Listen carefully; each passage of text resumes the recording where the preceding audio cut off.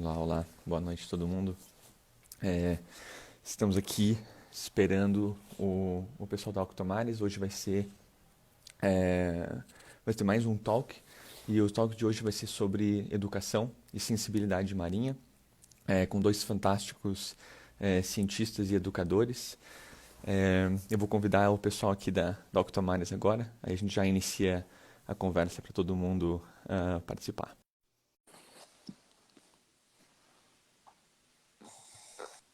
Olá, olá. E aí, Olá, boa tudo noite. bom? Olá, A gente usa o computador como apoio. Toda vez que começa uma live, a câmera fica mirando na tela do computador. E como é que vocês estão? Tudo bem? tudo Tudo bem? tranquilo, tudo Cara, tô sossegado. passando frio aqui hoje já. A gente também. Que isto? Tô impressionado com essa temperatura daqui. E olha que eu sou de Curitiba, né? Curitiba já é muito frio. Mas eu tô impressionado aqui. Tá demais. É, Mas já, já começo Desculpa? pedindo desculpas porque provavelmente eu vou ter que assoar o nariz e vou espirrar bastante, porque eu tô com uma crise alérgica com essa virada do Não, tempo. E aí fantástico. Assim a gente não tem problema. Eu vou fazer a mesma coisa. vai dar um pico de áudio por causa do espirro, mas não tem problema, né? Não tem problema algum. E como é que vocês estão? Tá tudo Tá certo? tudo bem, tá tudo bem. Estamos enclausurados, ilhados, literalmente, Não e é? indo um dia de cada vez, né? Mas tá, a confiança tá lá em cima. Vai dar tudo certo, né? Vai. Tá, vai dar tudo certo. Já já Então, tudo o está. importante é que a gente está em segurança também, né? Sim, Isso é o que importa. Isso é o que mais importa. Isso é o que mais importa. Porque o restante é passageiro. Aí a gente vai encontrar uma forma de ultrapassar isso como sempre a humanidade fez, na verdade, né? Pessoal, eu queria muito agradecer de antemão o convite, o aceite ao convite. Acho que é um tema tão importante para a gente conversar, é, não só hoje, mas tendo em vista toda a importância da costa brasileira e tudo mais, seria muito interessante, é muito interessante a gente abordar diversas temáticas relacionadas à educação claro, a mais fantástica no meu olhar, desde que eu conheci vocês, é a proposta que vocês desenvolveram e criaram dentro da Octomares. E eu queria muito que o pessoal que está acompanhando a gente pudesse se aproximar um pouco mais disso. Acho que a nossa área marinha ela é tão bonita e tão essencial para que a gente possa construir uma sociedade mais justa e mais digna de cuidado para com a natureza. E a gente tem tão poucos instrumentos para que a gente possa desenvolver isso na academia clássica, com poucas universidades, poucos cursos oferecendo. Então tem um monte de gente que está buscando e procurando iniciativas, mas é muito difícil encontrar quais elas são. Então, eu achei que havia uma necessidade muito importante dentro da pandemia e dessa quarentena, da gente trazer esses profissionais mais para perto da, dos demais membros, né, da sociedade, fora um pouco da nossa área marinha. É, então, eu queria agradecer novamente esse convite, queria muito que vocês contasse um pouco para a gente e ilustrasse um pouco para a gente toda essa ideia, toda essa construção fantástica que a Octomares tem e fez. Obrigado desde já pelo aceite. Nós que que agradecemos. agradece. Nós que agradecemos. A gente agradece o convite. Desde quando a gente se conheceu, essa parceria que está se formando, que é maravilhosa. A gente está muito feliz com isso. Que bom, eu também. Agradeço todo mundo que está nesse momento, compartilhando esse momento com a gente. Tanto agora, durante essa live, quanto nos bastidores, os seguidores, os alunos, todo mundo que dá apoio para a gente seguir em frente, isso é fundamental. Você quer É comentar? verdade. Pode ser. Nós dois temos jeitos diferentes de contar a nossa história, né? É, Ótimo. eu sou um pouco mais. Eu gosto de dar rodeios, eu sou bastante prolixo, e a Rafa é mais romântica do que eu. Então, aí a gente aborda a mesma história de lados diferentes, mas de forma assim um pouco. Ah, mas tem que começar com romantismo, né? Não, com certeza, porque a Tem que base da começar. Octomares a base da Octomares é o amor, o romance e a paixão nossa um pelo outro e compartilhada pelos Nossa, oceanos, pelos marinhos. eu quero mandar um coraçãozinho aqui, será que eu tenho como? Não, de Mas verdade, cara. E sabe sempre que isso é uma coisa. pode Desculpa. falar. Não, eu digo, é uma coisa que move muito, né? Assim, bom, todas as pessoas que eu converso sobre a área marinha sempre nasce com amor, né? Sempre nasce com uma busca, assim, eu acho que a gente acaba sendo impedido, no nosso espírito é impedido de expressar e de vivenciar esse amor todo na nossa ciência, né? É um negócio muito impressionante, assim. É, tem que falar de amor, tem que falar de amor. Eu acho que não só na biologia marinha, acho que na área ambiental não existe uma pessoa que escolhe essa profissão que não seja por amor, né? É Todo mundo, verdade. quando escolhe, já sabe que não vai ficar rico, milionário, todo mundo sabe que vai fazer porque é o que gosta. Então, a Uhum. gente costuma sempre falar que a Octomares, ela surgiu primordialmente de amor. O amor, acho que principal foi o amor que a gente tem pela vida, pelos animais, pelos organismos, pelo oceano. E aí esse amor pelo mar acabou nos unindo de uma Uhum. forma que a gente não esperava. A gente foi parar no mesmo laboratório durante a pós-graduação e aí tudo se desenrolou. Aí Ai, pode que É, incrível. continuar. eu tava Mas no, digo, tava rapidinho, no, vocês dois fizeram biologia marinha mesmo de formação ou foi biologia? não, foi Nós somos biologia, Ou biólogos. ciências nada? biológicas. Biólogos. É, E eu estava no final da iniciação científica e ela estava no meio, final final do do mestrado. mestrado. E aí a gente se conheceu no laboratório de carcinologia na Unesp de Botucatu. Fiz a graduação. Logo no começo da graduação eu já entrei nesse laboratório, assim, no começo do segundo ano. Então, mas ela demorou, ela chegou um pouco depois no laboratório e já chegou direto para o mestrado.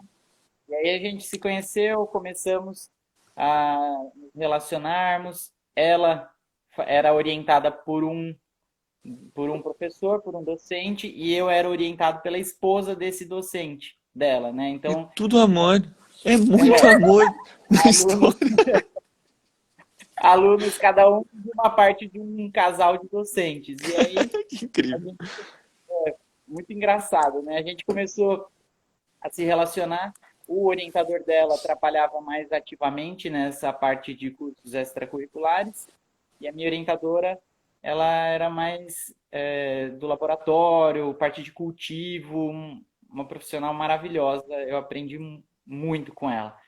E aí eu Como é o falei, nome dela? Desculpa. Maria Lúcia Negreiros Françoso. Ela Bacana. é titular lá da Unesp de Botucatu. Já vamos agradecer ela, porque se foi alguém que inspirou vocês assim, a construir e dedicar, já é uma profissional que a gente tem que admirar.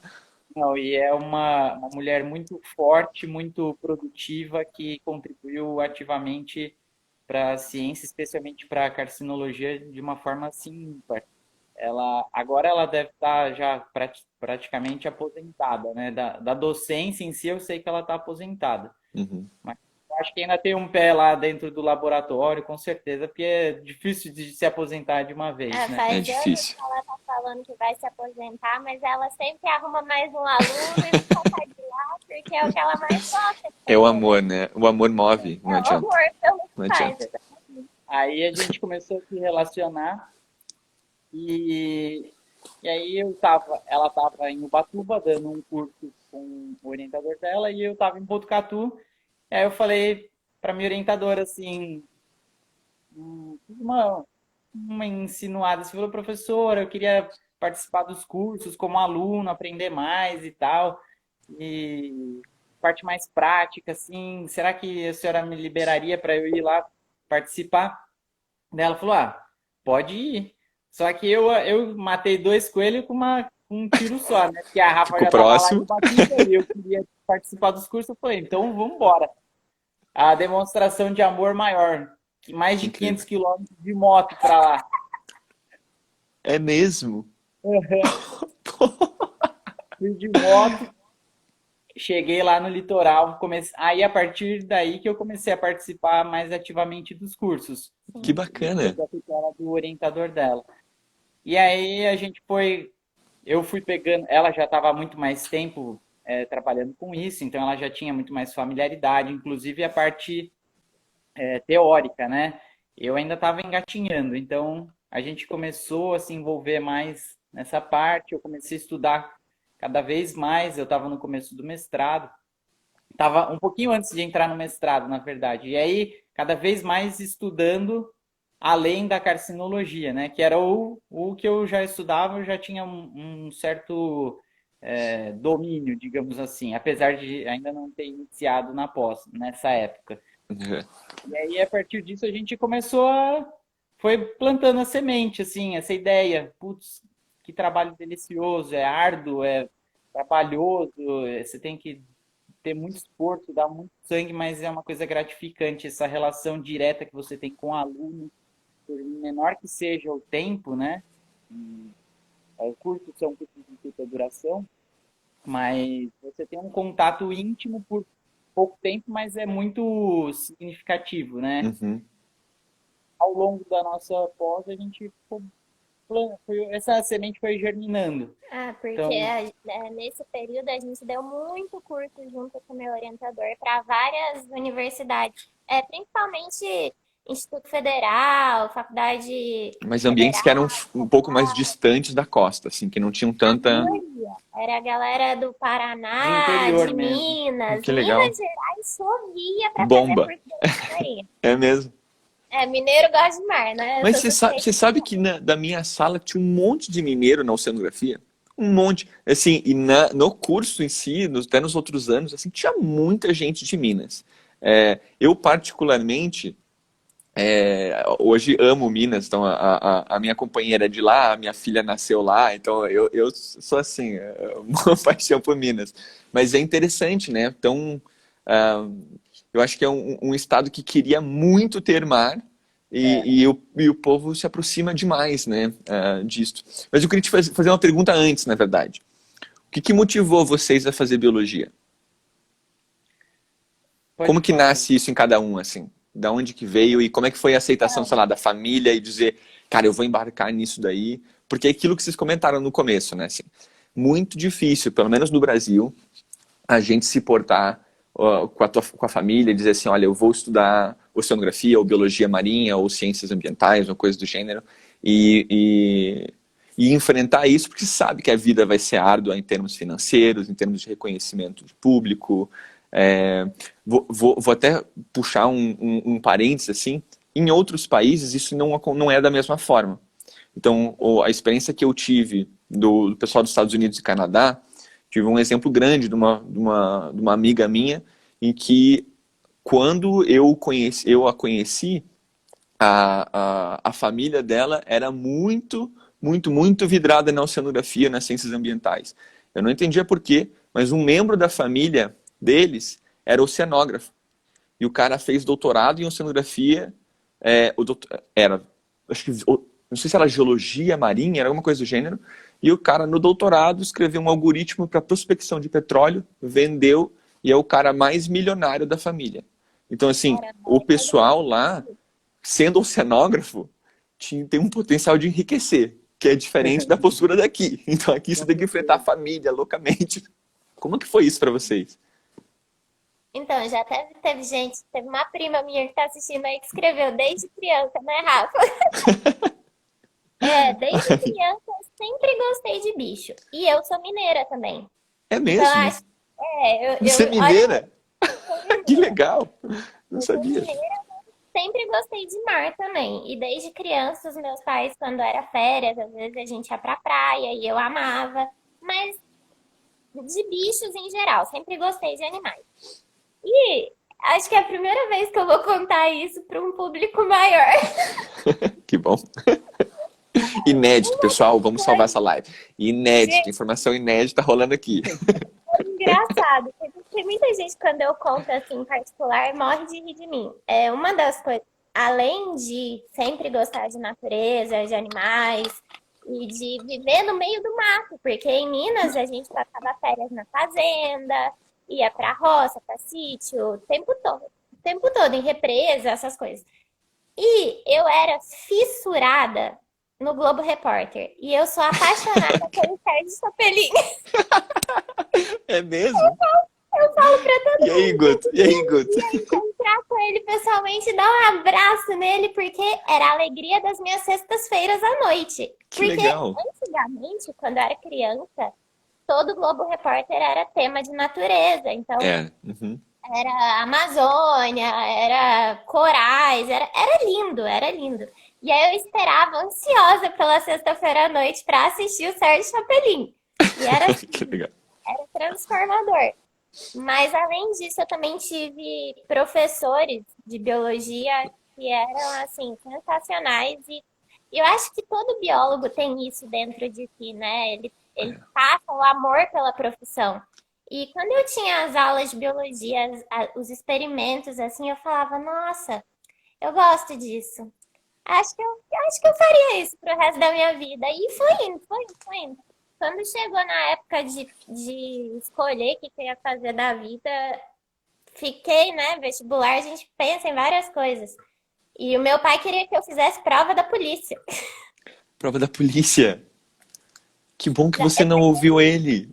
Em Minas Gerais, a polícia militar é muito forte. E o meu pai falou: ah, vai fazer prova da polícia, você tem estabilidade, não sei o que. Mas eu falei: eu não gosto.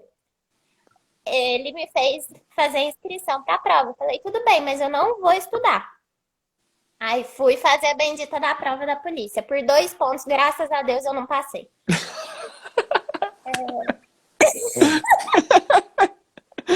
Que bom demais. Bom Meu pai tá demais. rindo aí ainda. Ai, meu Deus, é verdade. Bom, aí eu falei: quero fazer biologia, beleza, eu vou fazer biologia. Quando eu me formei, eu prestei vestibular, eu fiquei em quarto excedente da lista. E não, e assim, e rodou, rodou, rodou e não me chamou. Fiquei muito chateada e chorei, e não Em sei o quê. quarto da lista você não entrou. Não entrei. Reserva. É lá na Federal de Lavras. Eu vou E contar aí, depois a minha história. A gente tá nessa parecida. e aí eu falei, meu, que tristeza, né? Aí quando vê, nessa mesma época, eu me cadastrei no ProUni. E aí eu tinha conseguido vaga na PUC de Salvador. E a minha mãe Uau. falou assim, ai, filha, faz o seguinte, tenta no meio do ano de novo aqui na UFLA. Se você não passar, eu deixo você ir embora. Aí eu falei, tá bom. Aí eu fiquei e passei. Aí eu fiquei em Lavras e fiz a graduação lá. E foi Que assim legal. que começou tudo, longe do mar, mas sempre trabalhando com bicho de água. Até que, quando eu estava quase para me formar, consegui fazer o meu TCC com camarões marinhos, já em parceria com o laboratório de Botucatu. E aí, daí pra frente, foi mar pra Nossa, tudo. que legal. Que legal. Eu achei que você tinha desde o começo, assim, mas na verdade foi a busca vinha desde o começo. Você conseguiu Sim, chegar no mar um pouco depois. Que legal. é que na verdade, eu até esqueci de contar um negócio antes do vestibular. Uma outra coisa que me fez ter certeza que eu tinha que fazer biologia é que quando eu estava no ensino médio, eu participei de um programa de iniciação científica júnior, na UFLA mesmo. E daí eu já fiz estágio de iniciação científica júnior quando eu estava no primeiro, Olha, segundo, terceiro ano do ensino médio, num laboratório com peixe. E aí eu que comecei a trabalhar legal. com peixe. Nossa, isso é raro. Eu não conheço muita gente que tenha feito isso. Eu fiz isso e aí eu era. Aí, inclusive, quando. Difícil ser um adolescente com um comprometimento desse, né? É muito, muito mesmo. Estudar para o colégio, quanto mais fazer uma iniciação científica Nossa, junto. tá louco. Não, super, super, super interessante, assim. Eu digo que se eu estivesse no momento, eu ia até atrás de uma coisa assim, porque é, você sente que você demora muito quando você começa a fazer ciência, você fala assim, meu Deus, é tão legal, por que que eu não comecei a fazer antes, né? Sim, O que aconteceu? é muito interessante. E foi assim, foi divisor de águas, porque quando eu comecei a ir para o laboratório toda semana e fazer. Na época eu ajudava a galera que estava no mestrado e doutorado, E aí eu tinha o meu projetinho que eu conseguia apresentar resumo em congresso quando eu ainda estava no ensino médio, era Congresso de Iniciação Científica Júnior, que na época Nossa, que legal. foi super legal. E aí eu falei, ah, vou fazer biologia. E aí foi. E E entrou. E foi muito engraçado que quando eu fui defender o meu TCC no final da graduação, o professor que foi, um dos professores que foi banca, foi o meu orientador da iniciação júnior. E aí ele ficava, Olha, eu conheço a Rafa desde que ela tinha 7 anos. Ficava me zoando ainda na defesa. mas também facilita, né? Alguém que já conhecia a tua história há mais tempo também, né? Nossa, É foi sempre muito bom. bom. E aí depois eu fui pra Botucatu e foi indo. Mestrado, Cara, doutorado, fiquei por lá, depois que a gente veio pra cá. e o Pode Guto? contar essa história. Não, eu sempre tive, desde criança, eu sempre tive sentimentos assim muito fortes em mim de carreira, mas eu sempre fui dividido em duas partes. Desde criança, eu sempre fui viciado na natureza, na vida animal, digamos assim, em ecologia. Nem sabia que era ecologia na época, obviamente, Conta pra ele mas o caso do seu maternal. mas eu sempre tive muito forte essa ligação com a natureza e eu consumia muito, igual a Rafa falou, acho que a, a criançada da nossa época, que viveu os tempos áureos da TV Cultura, consumia muito esses documentários da BBC que eles transmitiam durante a tarde, né? É bem verdade. E eu particularmente via muito esse tipo de documentário, ficava fissurado, assim. E transmitia tudo que eu aprendia nos documentários pro Você. coleguinha. Inclusive, eu- um dia, isso eu não lembro especificamente desse caso, mas a minha mãe que me contou, assim, depois de muito tempo, E virou que história pra contar. que no colégio eu tava. Não, no colégio não, né? Na creche, assim, né? No maternal, no Jardim 2 um negócio assim, né? Uns 5 6 anos de idade, 5 anos de idade. Eu tava com a rodinha de amigos conversando, aí a professora veio. Isso a professora contou pra minha mãe na reunião de pais, né? A professora falou que eu tava conversando com os meus amigos, e ela virou e falou: Escuta, posso saber o que vocês estão conversando? Aí eu falei pra ela, pode sim, a gente tá falando sobre sexo. Aí ela olhou assim, mas por acaso você sabe o que que é sexo? Com 5 anos, aí eu, sei sim, é acasalar em grupo. Aí ela olhou assim e depois falou pra minha mãe, viu? Seu filho falou um negócio muito louco lá, na frente dos amigos. Aí a minha mãe falou, ele só fica assistindo documentário de vida animal e aí deve ter visto alguma corte, disputa de acasalamento massiva, assim, nessas populações de cervo, sei lá, que fica brigando, né? Os machos ficam disputando a fêmea. Aí, desde, assim, isso para mostrar, assim, como eu tinha forte essa Desde ligação, pequeno, né? desde pequeno. E a outra parte que sempre, digamos assim, brigou com essa frente ambiental é que eu sempre fui muito ligado em parte mecânica. Sempre gostei muito de mecânica, sempre gostei muito de carro, de máquina, de coisa que polui, inclusive, né? Hoje em dia não, né? Há muito tempo já eu sei, eu penso eu tento, né, na minha cabeça, de alguma forma, conectar essas duas paixões.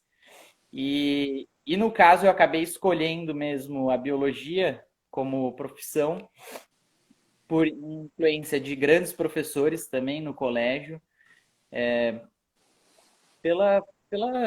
acho que pela paixão mais forte da carreira, pela possibilidade de eu trabalhar de fato, botar a mão na massa, fazer aquilo que eu queria, ir para o campo.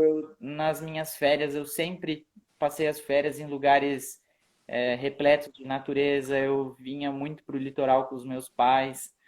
Meu pai tinha barco aqui no litoral norte de São Paulo, Aí é então muito difícil se afastar disso, né? Uma vez que você está dentro dessa realidade, assim, é muito difícil mesmo. eu falei, eu quero estudar isso, eu quero aprender mais, eu quero trabalhar com isso de alguma forma. E foi o que mais me aproximou. Eu não deixei de gostar da parte mecânica, não, mas eu acho que eu posso trabalhar nisso como um hobby, digamos assim, Não, e tentar. E olha, Guto, acho que a gente até pra frente eu quero conversar disso, porque acho que tem uma chance bem grande da gente juntar essas duas paixões aí num projetão. E acho que isso é uma coisa muito, muito, muito massa. Mas perguntar, vocês então, mas vocês não imaginavam é, que o resultado dessa busca de vocês era a Octomares? Não. Quando que ela entrou no escopo de vocês, vocês falando, cara, é isto, essa é a razão da gente construir e o esforço nosso vai estar nisto. Como que foi isso para vocês? Foi No último ano do meu mestrado, não foi? no final do mestrado dele, eu já estava no doutorado. Na verdade, assim, essa conversa de viver dando cursos de biologia marinha, que era o que a gente mais gostava dentro da pós, acho que a gente sempre teve. Inclusive, o Cabelo tá assistindo aí, que eu vi que ele já até fez uns comentários. Teve uma vez que a gente se reuniu, a galera no laboratório, e a gente falou, meu, a gente devia viver disso, porque a gente ia, assim, direto pra praia para dar os cursos e desenvolver as nossas pesquisas em paralelo. E a gente falava, é o que a gente mais gosta de fazer, a gente tem que fazer isso. Só que aí ficou meio adormecido durante a pós. E na ocasião, a gente até tinha pensado em um projeto conjunto, né, entre os vários alunos, só que a gente viu que não era economicamente viável, né, ter uma sociedade muito grande, ter Uhum. várias... E aí acabou que a ideia ficou adormecida Ficou mesmo, né? adormecida por um tempo, até que isso foi em 2014, né? Quando a gente começou a falar sobre isso com os nossos amigos de laboratório.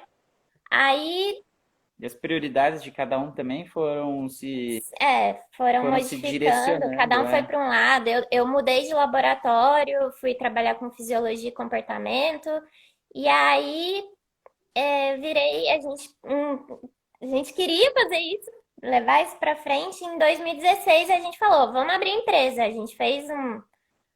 gente estudou bastante Foi. antes para ver se era realmente isso, se tinha público, que a Mas gente sabia. alguém chegou a comentar com vocês que uma das soluções seria abrir uma empresa para dar cursos, por exemplo?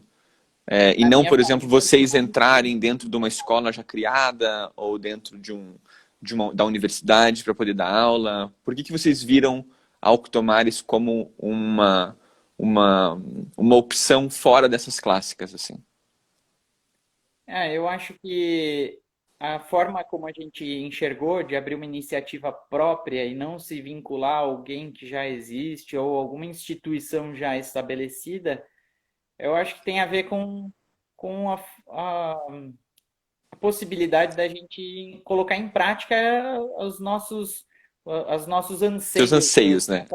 exatamente, os nossos anseios, as nossas convicções, os nossos, digamos, os Valores. nossos valores, né?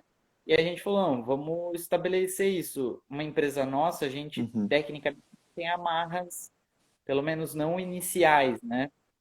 Para a gente perfeito. conseguir ditar um cronograma nosso, um conteúdo nosso, estabelecer uma metodologia própria mesmo, que isso é o que é Uhum, importante da gente ter, a identidade da nossa vocação, da nossa sim. atuação, né? Mas acho que foi tipo um conjunto de coisas. Agora eu entendi que você quis nos perguntar. Eu É acho que uma assim, provocação, é uma provocação. eu acho que assim, um dos principais motivos da Octomares existir é que eu, particularmente, eu sempre falo isso, eu me sentia muito incomodada dentro da academia, vendo que muito conhecimento assim, de extremo valor era produzido, muito conhecimento. Tudo bem que a gente trabalhava com um grupo específico na época do mestrado, a gente trabalhava com crustáceos marinhos, Uhum, camarão, siri, ermitão, e depois fui trabalhar com peixe, mas assim, tem muita coisa de valor que é produzida na academia e ninguém fica sabendo.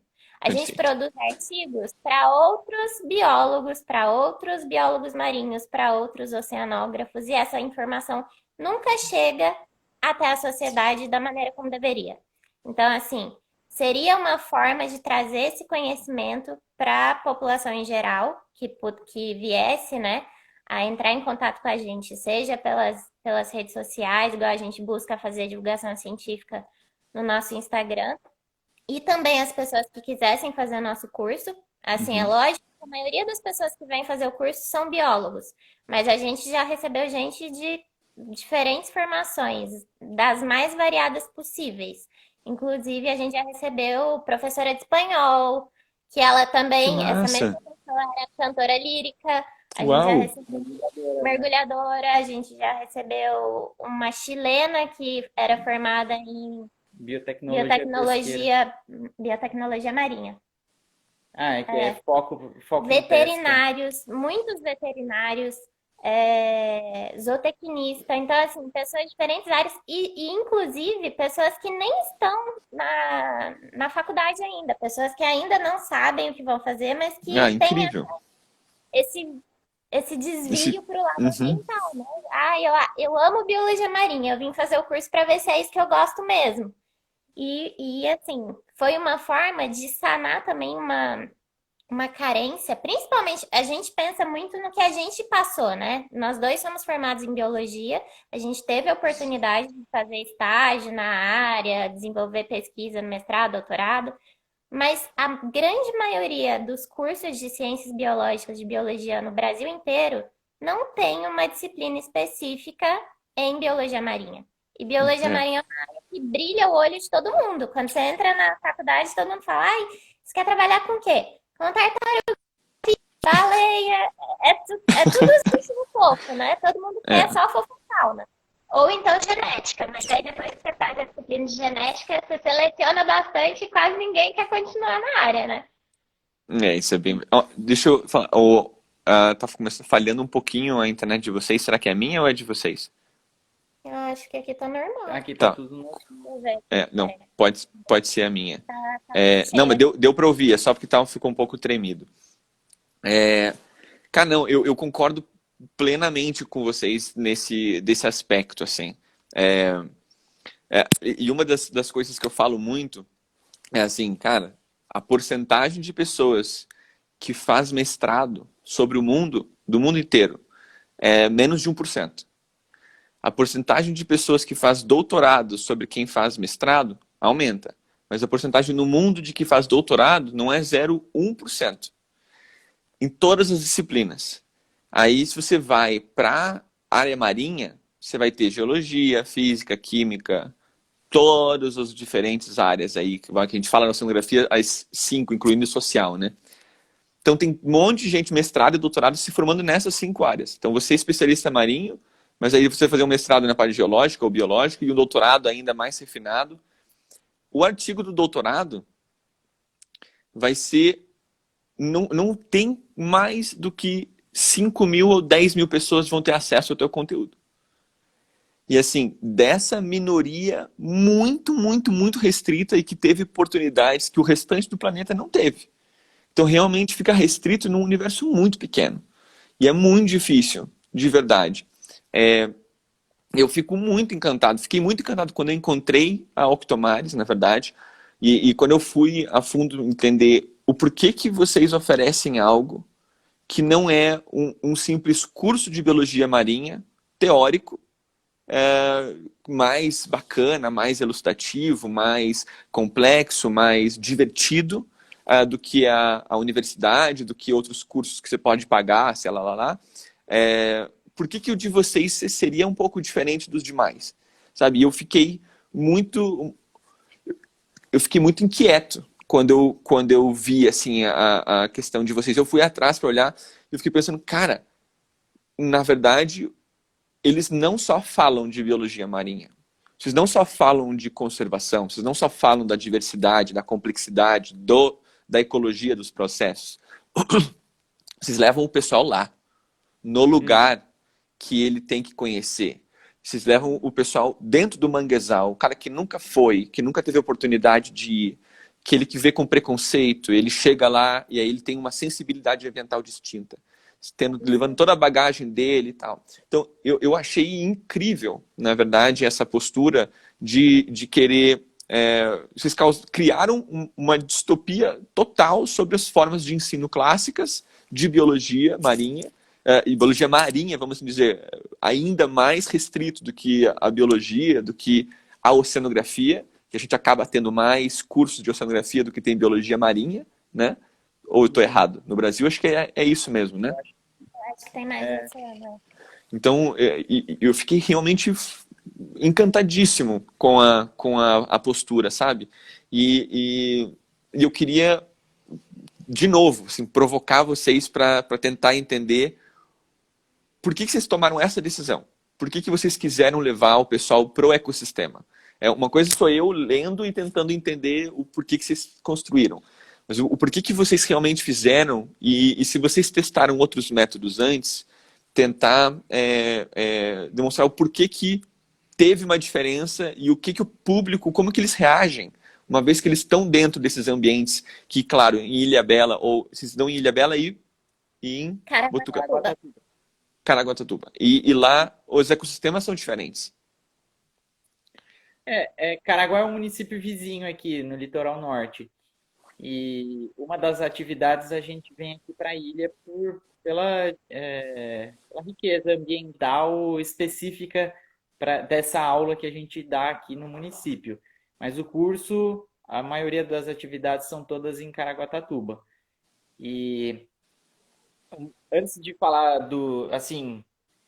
de falar um pouco sobre a metodologia do curso, sobre a experiência dos alunos em campo, é importante a gente falar também que, por exemplo, quando nós dávamos os cursos sob a tutela do orientador da Rafa, o curso que ele dava, o objetivo dele, dando esse curso, era gerar visibilidade para o laboratório e atrair alunos para fazerem pós-graduação com ele.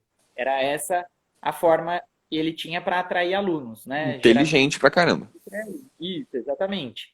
Então, ele usava o curso dele tinha um marketing diferente do nosso curso. O nosso curso já é uma proposta puramente educacional e, inclusive, infelizmente, a gente não tem espaço para abrigar alunos, estagiários, funcionários. Quem sabe no futuro a gente não tem essa possibilidade de, de abrir as portas de fato para pessoas trabalharem intimamente conosco. Então, o nosso objetivo foi puramente educacional. Então, a gente Com um viu. viés É, completamente conservativo, né? exatamente. A gente viu que a forma como o professor ensinava, a forma como a gente enxergava o ambiente também, cada um enxerga a mesma coisa sob um prisma diferente, né? E aí a gente falou, não, vamos bater numa tecla que tem que ser pressionada, né? A gente tem que falar sobre biologia marinha, mas falar sobre ecologia, sobre biodiversidade é um tema que é indissociável de falar de conservação, de comportamento social, de comportamento próprio, né? Então a gente tenta sempre bater nessa tecla de conservação, de conscientização, de conhecimento, a fim de tentar gerar alguma mudança, alguma reflexão, alguma crítica, né, pessoal. E aí, a partir disso, que a gente começou a fuçar mais os lugares que a gente ia dar o curso, como que a gente ia abordar, qual é a bibliografia que a gente ia usar que fala essa língua que a gente quer transmitir para as pessoas. Eu acho que desde o começo foi o objetivo que norteou a gente, né? Como que a gente vai se comunicar com as pessoas? Eu acho que a pergunta geral, assim, que fica é: a gente vai falar de biologia para quê? Porque para quem é para quem quiser. Então Exato. a gente quer falar para quem tem interesse, quem gosta, para quem quer aprender. Então é uma pergunta que as pessoas sempre fazem: ah, precisa ser formado para fazer o curso? Não, não precisa. É lógico que durante o curso a gente usa umas palavras complicadinhas, mas a gente explica. Então, Normal, não, normal. E acho que aí tá um mas pouco do desafio também, né? A pessoa está se colocando num ambiente novo, ela vai aprender coisas novas. Tá, não precisa ser aquilo de você arrancar cabelo e querer. Não. Mas é saber. E acho que isso é uma coisa interessante, assim, que eu sempre sempre tomou conta do meu pensamento, que é será que as pessoas entendem o que é ciência? Elas entendem a importância disso? Ou o quão fácil é você compreender a importância dela? E assim, é muito mais fácil se você leva o cara e cheira, o cara tem um cheiro, o cara tem um toque, o cara vê ali o animalzinho, ele vê as interações, ele vê a maré chegando, ele vê, sabe?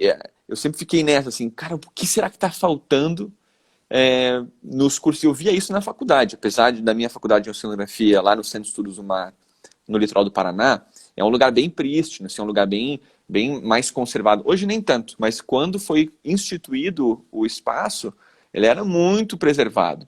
Então, assim, as disciplinas nós íamos para o campo e tal, mas isso era uma, era uma questão muito específica de dentro do curso de oceanografia, que eles conseguiam oferecer aqui na USP, de São Paulo, não é da mesma forma.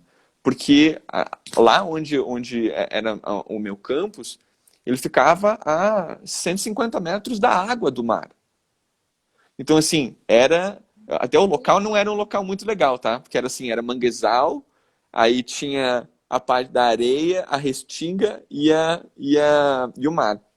E foi entre o manguezal e a restinga que criaram a universidade, para facilitar a saída de embarcação pela área dos braços de maré, dos braços de mangue e tal. Mas a gente tinha essa proximidade. Então, eu via uma importância muito, muito legal e pessoas que iam lá fazer estágio de outros ambientes ficavam fascinados com a possibilidade de visitar esses ambientes. Aí, quando eu conversava com gente de outro lugar, tem até um colega que vai falar na quinta-feira, que é o Pedro Moreira lá de Portugal, fez mestrado comigo. É um grande educador em Portugal sobre educação marinha e tararará. Ele não tinha visto manguezal. E assim, fala de manguezal, sabe da importância da conservação do manguezal, mas nunca tinha sentido o cheiro do manguezal. O que faz? É muito diferente. A diferença é enorme, né? Quando você leva o pessoal, assim. As pessoas ficam assim, embasbacadas, né? De verdade. E até a gente tem dias que a gente tem esse reencanto, né? Como se fosse a primeira vez que a gente entra no manguezal. Por exemplo, um dia que a gente foi dar um curso no ano passado e as tábuas de maré, os horários das marés não estavam batendo com os nossos horários de aula, né?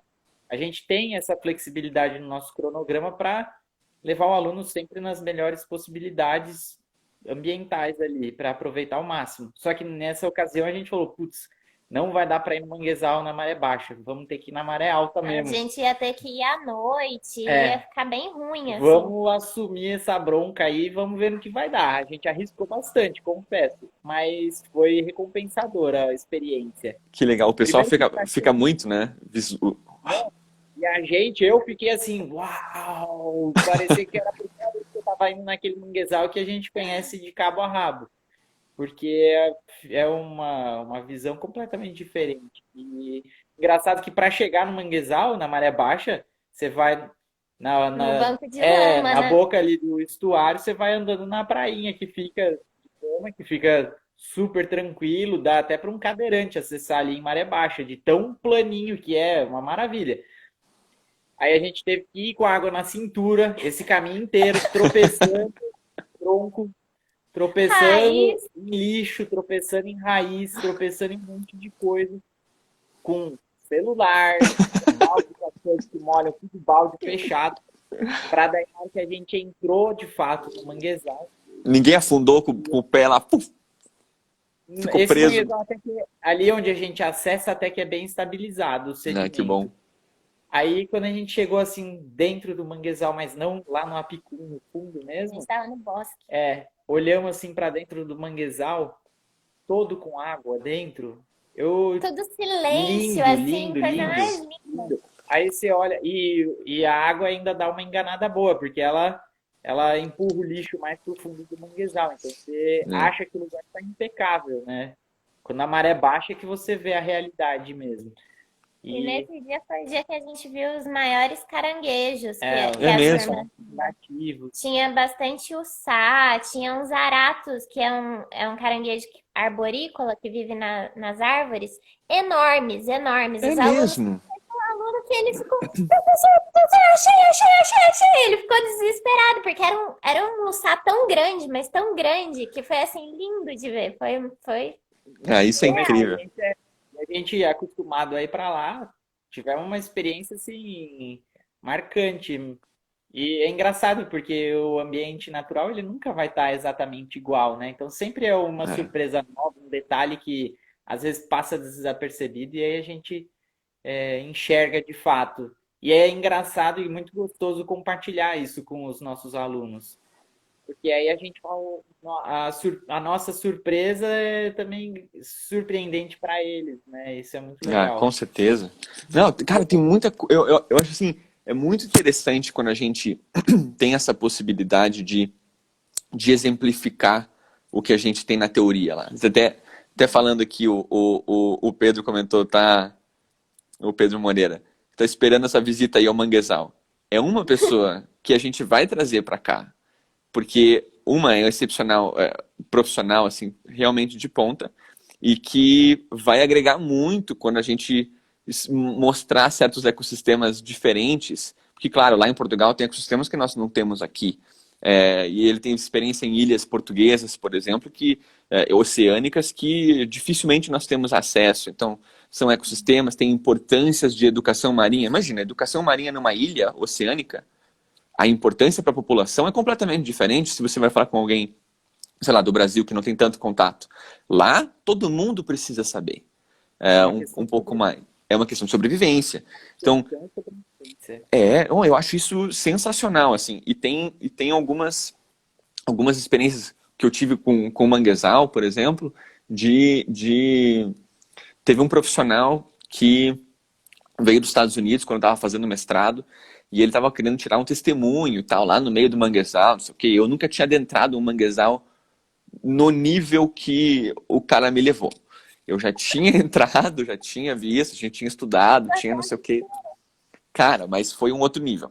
E assim, ele tinha desenvolvido um sistema de testemunhagem de sedimento que era diferente, assim, eu não tinha visto, não era o mesmo tipo de coluna, era uma coluna que você colocava a estrutura, rotacionava em cima e ela abria uma outra plataforma e fazia e aí coletava o sedimento de uma forma muito perfeita, assim, muito sensacional. Um núcleo de sedimento, né? Cara, eu juro, era um negócio, eu não tinha visto ainda, mas para chegar nesse lugar, a gente tava em acho que 4, 5 pessoas com uma prancha de stand-up, assim, larga, tal, para botar os equipamentos dentro, porque era no momento de maré que a gente tinha que adentrar muito fundo do manguezal, então tinha que esperar a maré tá cheia para a gente poder adentrar e tal. E com a maré baixa, impossível sair. Então, assim, cara, a gente afundava mesmo. Então, eu tenho essa imagem, eu fui com a GoPro na cabeça, a gente afundava assim, cara, aqui não tinha o que fazer. Rastejando na lama, né? Mesmo. E aí, o medo, porque lá no Paraná em específico, muito, eu não sei como que vocês chamam, lá a gente chama de muito borracheiro, que é, cara, os mosquitinhos pequenininhos assim que parece que passam pela calça jeans, cara, é um negócio do mal. E os pescadores lá, que vão catar caranguejo, eles passam a lama inteira no corpo para impedir o negócio entrar. Porque, cara, é um negócio assustador. Então, esse é um lado que é legal mostrar também, né? Mostrar, o pessoal, eu estudo manguezal, que é muito bonito. O cara chega no manguezal, toma milhões de picadas de bicho, assim. É sim, Aqui em São Paulo muito tem muita mosquito, né? mutuca, que é aquela o moscão grande, né? aquele moscão, aquilo ali é um E inferno. borrachudo também. É, o borracheiro que você falou, eles são os reis aqui da Ilhabela. Todo mundo fala que Ilhabela É? é casa de borrachudo, né? Nossa, cara. Aqui, por exemplo, eu não consigo, no calor, não dá para lavar a louça sem tomar umas 10 picadas no tornozelo. É mesmo. Aqui dentro de casa, isso. Porque na Ilhabela é complicado, o borrachudo. Cara, É, e sabe que eu fiquei por muito tempo assim, o manguezal, eu tenho artigo publicado sobre manguezal, tá? Eu acho o manguezal um negócio muito, muito legal. E eu acho interessante até falar aqui uma curiosidade, não sei se a galera, se o pessoal sabe, mas o manguezal ele tem muita expulsão de metano em algumas situações, né? Então, em baixa mar e tal, você tem bom, enfim, é um outro sistema aí que funciona, mas expurga muito metano.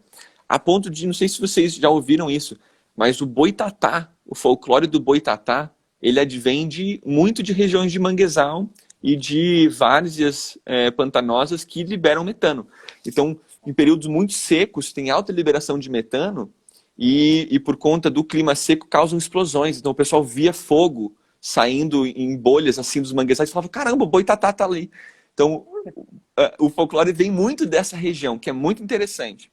Um último detalhezinho. No meu doutorado, quando eu fui para o manguezal lá no Rio São Francisco, a gente estava com embarcação e foi coletar, eu coletava água de superfície, e aí a gente adentrou o manguezal assim, com a embarcação, e cara, o manguezal era lindo. As raízes aéreas de uma maneira que eu não tinha visto ainda. Realmente muito bonito. E a gente queria sair e ir para a terra e entrar no manguezal para conhecer e tal. O barqueiro disse não de jeito nenhum. Quando a gente insistiu, ele ligou o motor e começou a dar ré com o barco e queria ir embora. A gente disse, não, mas a gente quer entrar, a gente quer entrar. Ele, cara, eu não entro, eu não fico nesse manguezal de jeito nenhum. Eu falei, por quê? Porque tem uma cobra aqui e essa cobra aqui, ela vai atrás dos caras. Aí, era uma lenda que tinha lá no São Francisco e que os barqueiros, ninguém entrava, cara. O manguezal, eles diziam que tinha uma cobra grande lá e que ela atacava por pouco alimento, ele dizia, ele atacava os homens que adentravam o manguezal. Então ele morria de medo de entrar. Era um negócio assim, o cara dava muita risada, porque, cara, não tinha nada a ver, né?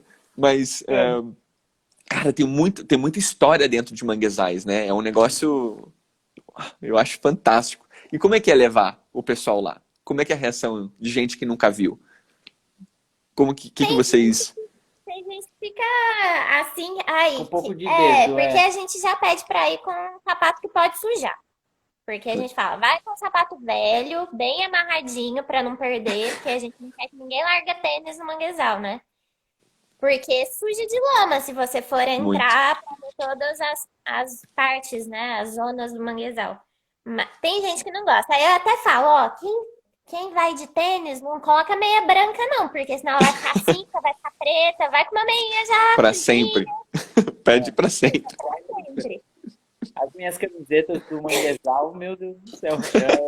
Eu já tenho as guardadas específicas. Tem o rapaz que faz o transporte durante o curso pra gente. Em um dos últimos cursos, a gente saiu do manguezal com a turma. O Guto tava tão sujo de lama na roupa que ele olhou pra ele e falou assim: Ô Augusto, precisava disso tudo?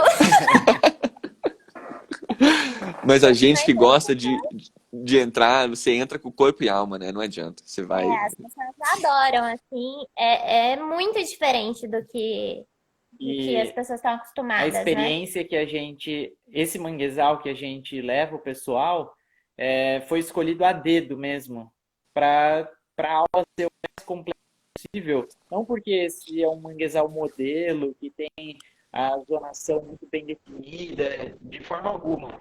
É mais o que o intuito das nossas aulas práticas, além, lógico, de dar o conhecimento e mostrar visualmente para o aluno, é inserir ele num ambiente impactado. Então, esse manguezal, ele está longe de estar em condições ideais. Embora a gente Que bom. Quer dizer, péssimo para o ecossistema, mas que bom que ilustra bem a realidade, né? Exatamente, é um choque de realidade. O manguezal, especificamente, ele mostra sinais claros de que ele está prosperando. A germinação, as taxas... A gente não fez nenhum cálculo e não fizemos nenhum transecto e coleta propriamente dito. Mas a gente vê que ao longo das visitas, a germinação ela tende a ser bastante constante, as árvores de grande porte estão bem estabilizadas, não tem formação de clareira com frequência, só que o entorno é completamente degradado. E o entorno é suprimido constantemente por causa de atividade náutica, né? Então tem muito... Travou. Alguém que está assistindo travou para vocês também ou apenas para mim?